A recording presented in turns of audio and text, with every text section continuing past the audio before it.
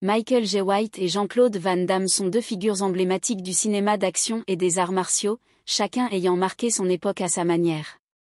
Bien qu'ils évoluent dans le même genre cinématographique, ils possèdent des parcours, des styles de combat et des carrières très distinctes. Leurs contributions respectives aux films d'action, ainsi que leur influence sur les arts martiaux au cinéma, font d'eux des personnalités incontournables pour les amateurs du genre. Parcours et débuts. Michael Jai White. Michael Jai White est né le 10 novembre 1967 à Brooklyn, New York. Dès son plus jeune âge, il s'intéresse aux arts martiaux et commence son entraînement dès l'âge de 7 ans.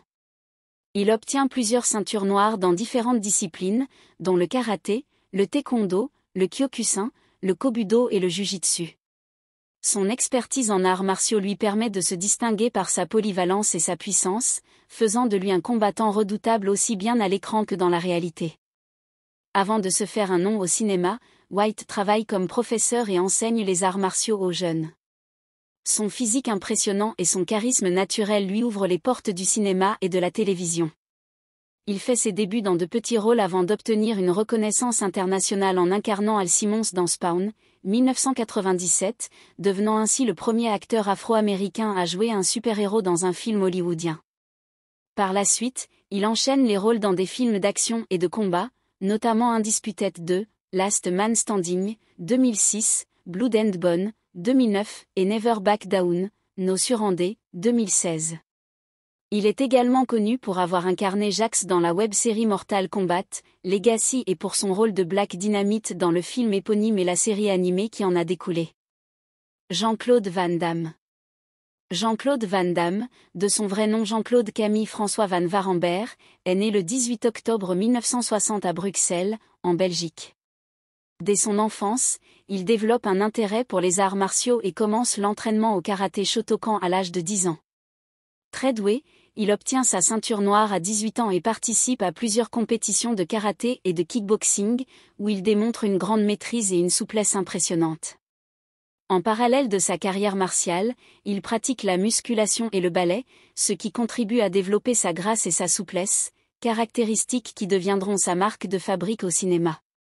À la fin des années 70 et au début des années 80, il participe à plusieurs compétitions et accumule les victoires, avant de tenter sa chance aux États-Unis pour percer dans le monde du cinéma.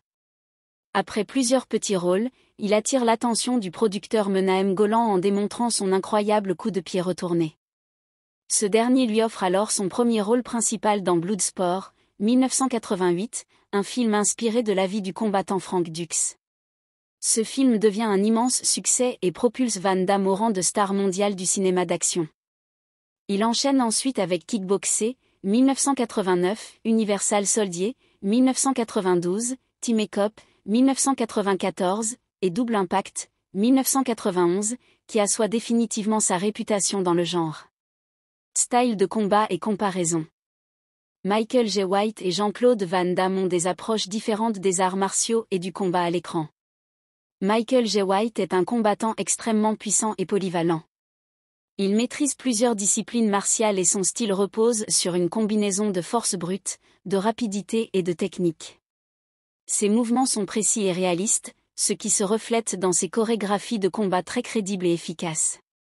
Contrairement à de nombreux acteurs de films d'action, il est reconnu pour être un vrai pratiquant des arts martiaux, capable d'exécuter des mouvements impressionnants aussi bien dans un contexte chorégraphié que dans un véritable combat. Jean-Claude Van Damme, en revanche, est plus connu pour son style spectaculaire et acrobatique. Ses coups de pied retournés et ses grands écarts sont devenus emblématiques et ont contribué à forger son image de combattant élégant et technique. Il s'est inspiré de ses expériences en karaté, en kickboxing et en ballet pour développer un style unique à l'écran. Ses combats sont souvent stylisés, avec des mouvements exagérés qui rendent ces scènes visuellement marquantes. Carrière cinématographique. Si Jean-Claude Van Damme a connu une ascension fulgurante dans les années 80 et 90, Michael Jai White a évolué de manière plus discrète mais constante. Van Damme a dominé le box-office avec des films devenus cultes, mais sa carrière a connu un déclin à la fin des années 90 en raison de problèmes personnels et de mauvais choix de films. Cependant, il a su rebondir grâce à des projets comme JCVD, 2008, où il joue une version fictive de lui-même dans un rôle plus introspectif et dramatique. Il continue à tourner dans des films d'action, bien que ceux-ci soient souvent produits directement en vidéo. Michael Jai White, quant à lui, n'a jamais atteint le même niveau de notoriété que Van Damme, mais il a su bâtir une carrière solide en se spécialisant dans des rôles de combattants. Il est également actif en tant que réalisateur et producteur, créant ses propres films pour mettre en avant son talent martial et son amour du cinéma d'action. Son film Blood and Bone, 2009, est particulièrement apprécié des amateurs de combats réalistes et brutaux. Un duel avorté entre les deux ? Depuis des années, les fans spéculent sur un affrontement entre Michael Jai White et Jean-Claude Van Damme, que ce soit à l'écran ou dans un véritable combat. Michael Jai White a déjà déclaré dans plusieurs interviews qu'il pourrait battre Van Damme dans un vrai combat, ce qui a alimenté les discussions entre leurs fans respectifs. Toutefois, il a également précisé qu'il respecte énormément Van Damme et son apport au cinéma d'action. Concernant un affrontement cinématographique, plusieurs projets auraient pu les réunir, mais aucun ne s'est concrétisé jusqu'à présent. Un film mettant en scène ces deux icônes du cinéma d'action serait sans doute un événement pour les amateurs du genre. Conclusion. Michael Jai White et Jean-Claude Van Damme sont deux acteurs et artistes martiaux talentueux qui ont marqué le cinéma d'action de différentes manières.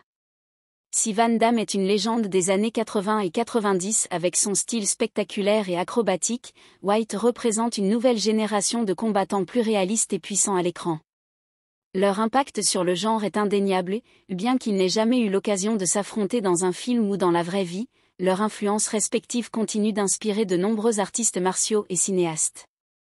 Que ce soit pour le charisme et la technique impressionnante de Van Damme ou pour la puissance et l'authenticité de White, ces deux hommes resteront à jamais des figures incontournables du cinéma d'action et des arts martiaux. 5. Passe à l'action, même imparfaitement.